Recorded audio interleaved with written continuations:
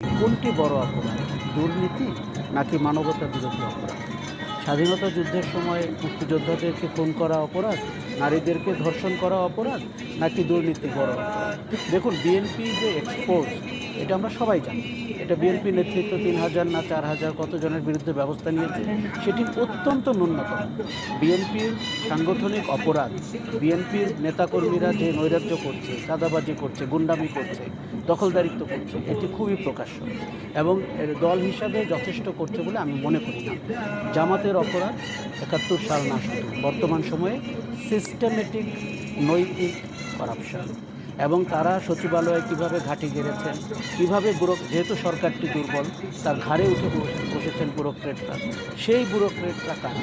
আমরা যখন কোনো সার্কুলার দেখি, কোনো বিষয়ে কোনো মেমো দেখি, তখন আমরা পরিষ্কার বুঝতে পারি তাদের ব্যাকগ্রাউন্ড কী, এবং সেটিতে দক্ষিণপন্থীরা ভর করেছেন।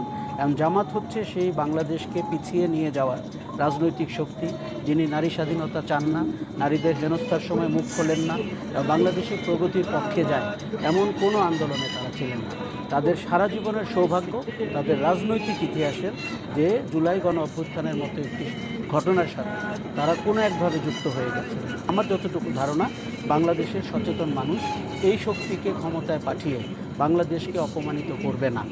এই আশরাফ কায়সাররা অথবা এই ডক্টর জাহিদ, তারপরে যতগুলো এখন বর্তমানে চাঁদাবাজদের যে দোষরগুলো আছে, এরা যতই অপপ্রচার আর প্রপাগান্ডা করুক, আল্লাহ যদি বাংলাদেশের মঙ্গল চান, তাহলে জামাতে ইসলামকে ক্ষমতায় আসা থেকে, জামাতে পঞ্চায়েত ক্ষমতায় আসা থেকে কেউ ঠেকাতে পারবে না। কারণ ক্ষমতা দেওয়ার মালিকও আল্লাহ, ক্ষমতা নেওয়ার মালিকও আল্লাহ। আল্লাহ নিজেই বলেছেন যে উনি তাদেরকেই ক্ষমতা দেন যারা ভাঙতে এবং গড়তে পারেন। ঠিক আছে? তো এত বছর আওয়ামী লীগ ক্ষমতায় ছিল, ঠিক আছে? হ্যাঁ, আওয়ামী লীগকে আমি মনে করি বাংলাদেশে আল্লাহ তাআলা ক্ষমতা দিয়েছেন যে একটা পানিশমেন্টের জন্য, জাতিকে একটা পানিশমেন্টের দেওয়া প্রয়োজন ছিল। সেই পানিশমেন্ট কারণেই কিন্তু আওয়ামী লীগ ক্ষমতায় ছিল।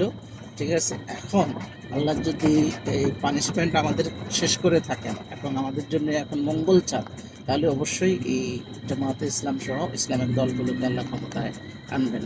বাংলাদেশের মানুষের ইতিমধ্যে আমি দেখতে পাচ্ছি যে মানুষের মানসিক পরিবর্তন অনেক হয়ে গেছে। মানুষ এখন আর এইসব চেতনাবাজদের আর ক্ষমতা দেখতে চায় না। মানুষ এখন শান্তি চায়, মানুষ এখন একটা সুন্দর জীবনযাপন চায়। ঠিক আছে?